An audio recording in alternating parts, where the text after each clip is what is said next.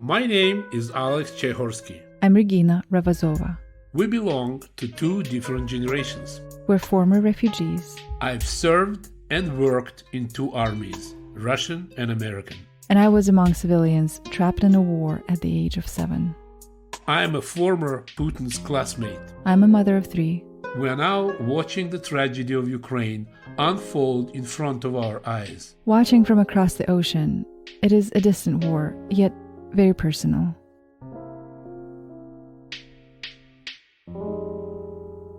Hi, Alex. How are you doing? Hi, Regina. How are you? Thank you. Very good to see you. I'm going to jump right into our conversation and the questions.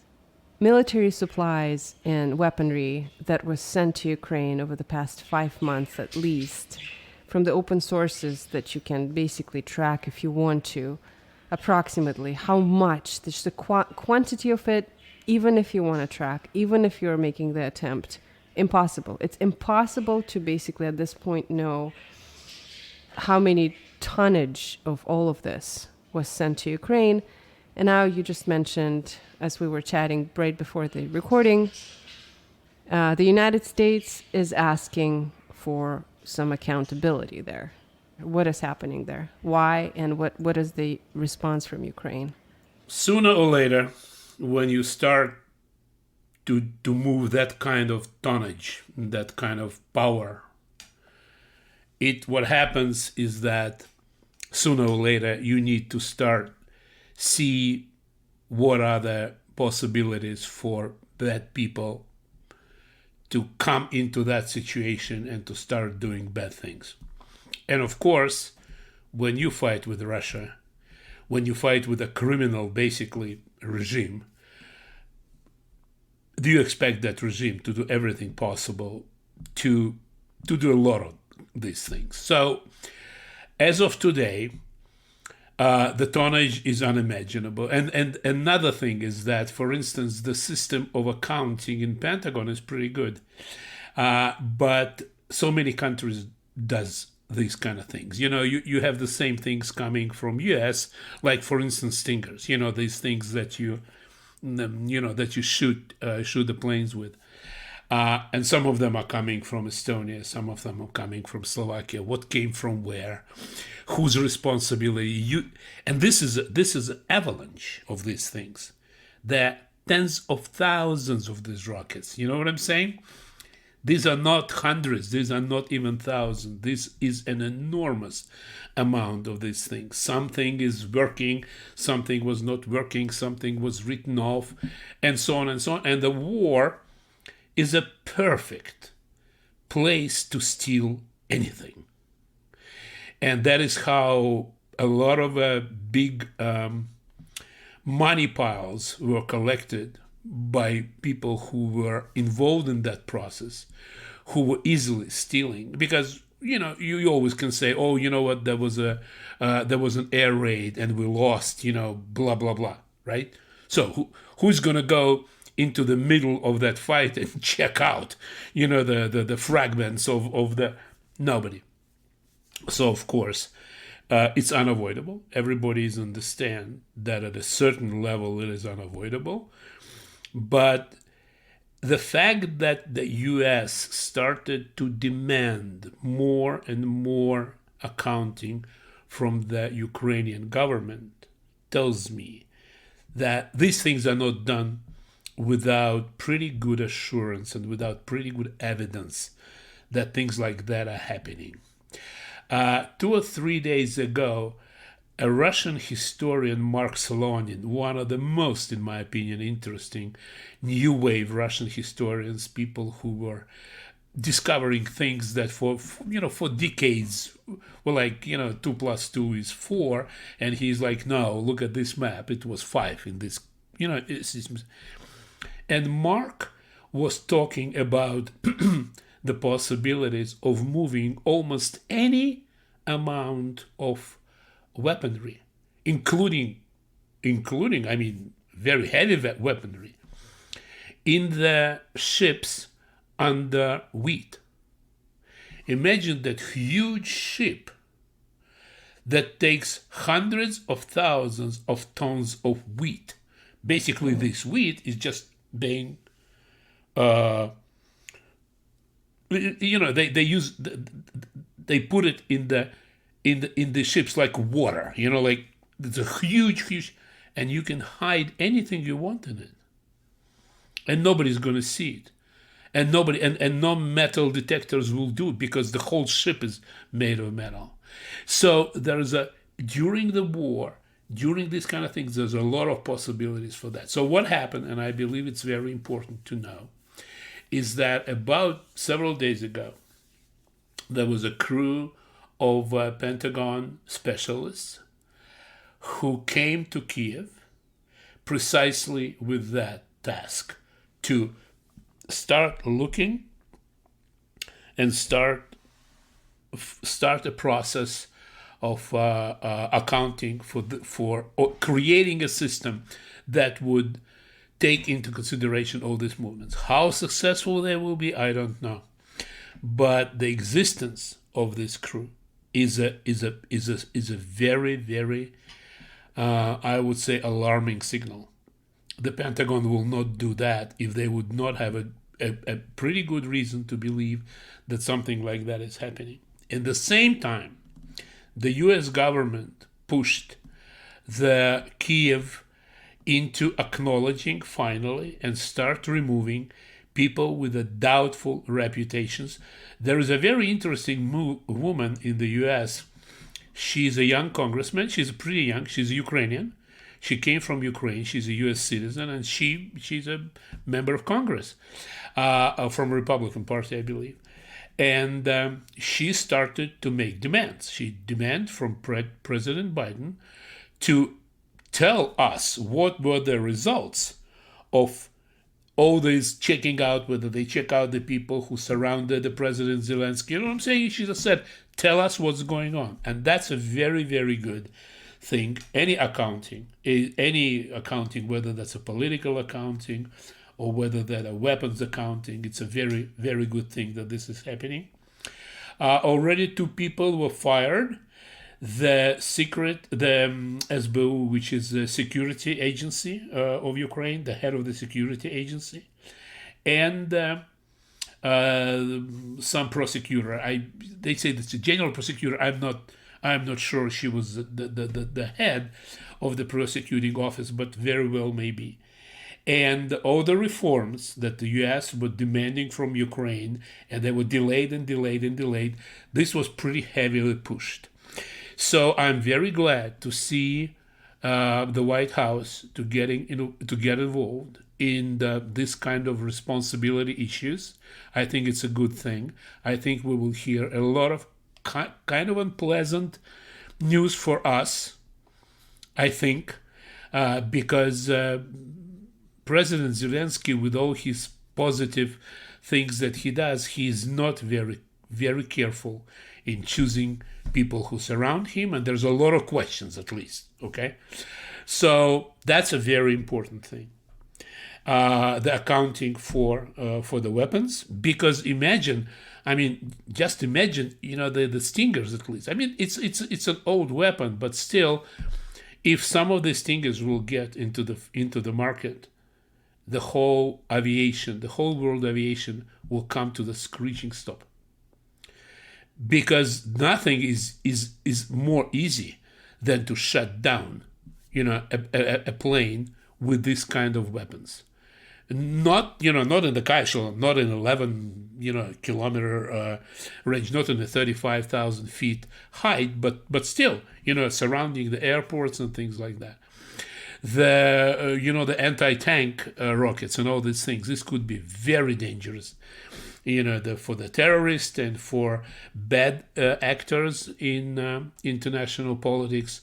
So I understand why it was not imposed from the very beginning, because in a chaos of suddenly starting war, people think about less and less about accounting. But now, when it's time to start asking hard questions, to start making people deliver on their promises, because the United States cannot support.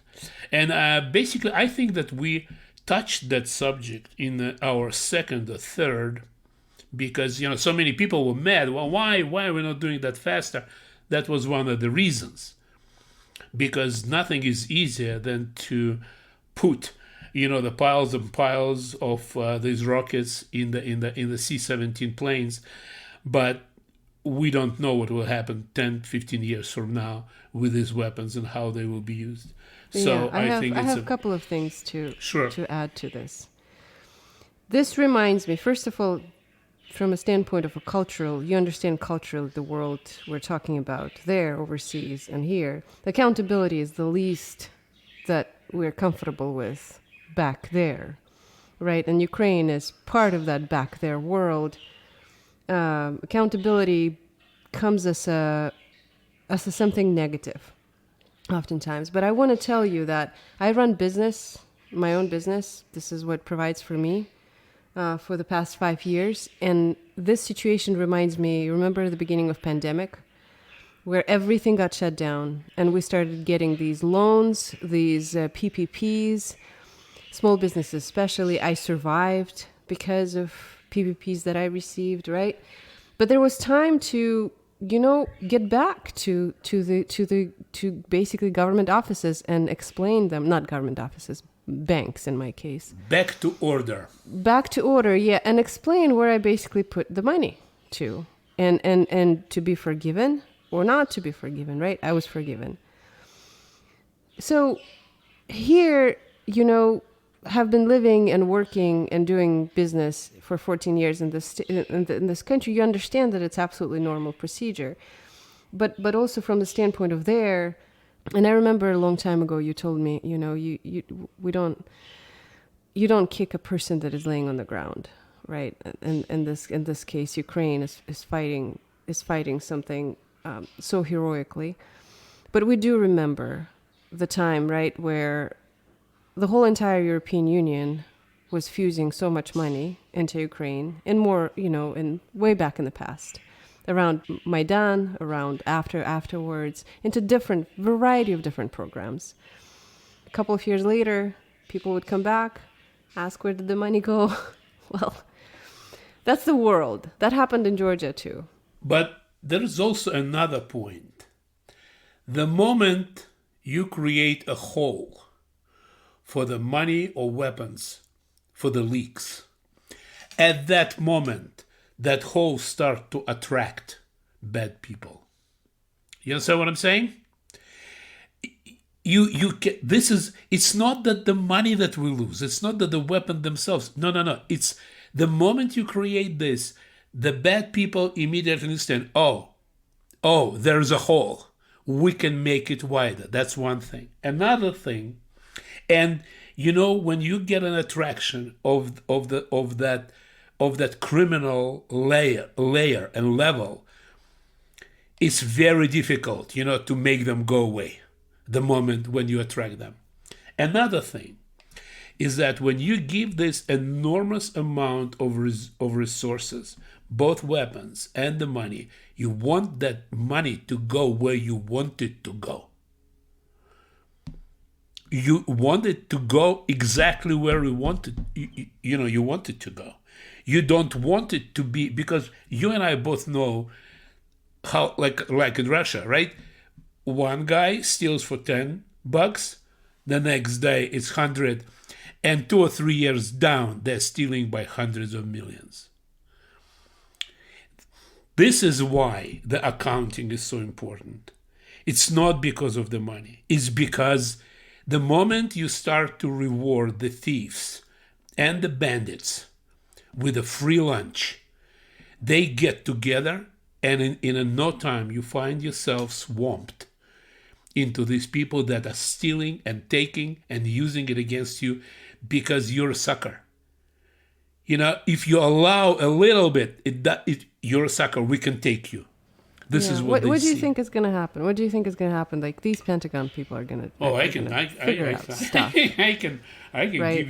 can give you a lot of scenarios. What is the worst case scenario here? And of course I'm worried. The worst case scenario is that the Ukraine government will not do what is required and will start to make excuses and tell them, oh, okay, you want to do this, we have to, like, our security people have to check your guys from Pentagon. It can take some time. You know what I'm saying? You and I don't know. What we know is Ukraine was a very corrupted country.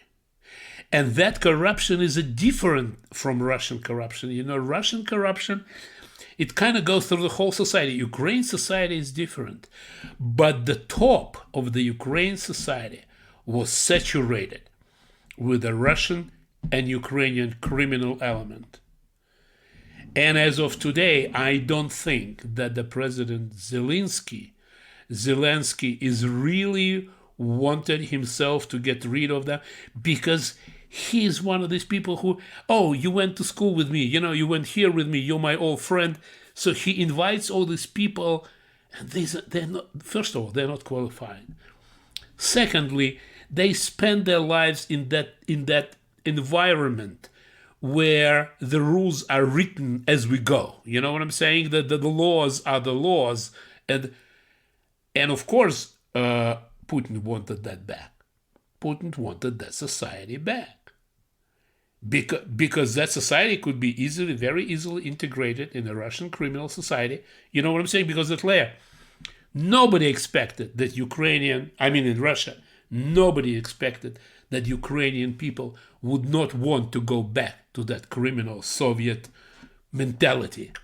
That was the biggest miscalculation, by the way. The most big miscalculation from Russia was that the Ukrainians, despite all these years in Soviet Union, would not want to go back into that criminal thinking. It was not that they had a new army. The biggest miscalculation is that the Ukrainians said, you know what? We've been there. Thank you. No more. And that is why all Ukrainians are looking, the normal people, the simple people are looking to US and said, why are you allowing this? Why are you allowing this? We thought that you're going to come and you're going to show these guys that you will not, and you're allowing and tolerating this. So I think that what happens now with the accounting issues, and by the way, this, you know what, you find it here and there, you know, small pieces. This is because I'm talking about this because it fits our model, you and my model, talking about things that have very long consequences but are not headline things. You know what I'm saying? But that is a very important, and I think it's a very positive development. And even if it will bring a very bad news to us, it will still be a very good development, because that's shows. The question. That's the question. Shows, what is the bad news? I just don't want. Bad news is that we may see that near President Zelensky we have a layer of a criminal. You understand that, but. It is not Mr. Zelensky who my concern is with. It is the simple Ukrainians who need to understand now that if their guys are fighting, if their sons, if their husbands are fighting in the front, nobody is selling American weapons behind their backs that will kill them. That's what important. Sash, we have a few more minutes left. You touched upon something really interesting about half an hour ago. Internal decision-making in NATO, and something big is coming our way that was a little bit underreported. Tell me about it. Tell me about the new kind of moves by the organization. Yes, I think that this is a not big news, but something that will have a very, very long consequences, maybe going into next century. The decision was made to open a second NATO center in Europe. The first NATO center was put in Belgium a long time ago when the NATO was created. And all these years, all these decades, that was basically the headquarters. And now they're gonna put another one. And two structures like that, whether you want it or not, create something like a two-party system. You know what I'm saying? They will start to be in competition. The old Europe NATO and the new, it's my terminology, and the new Europe NATO. I think that center will be.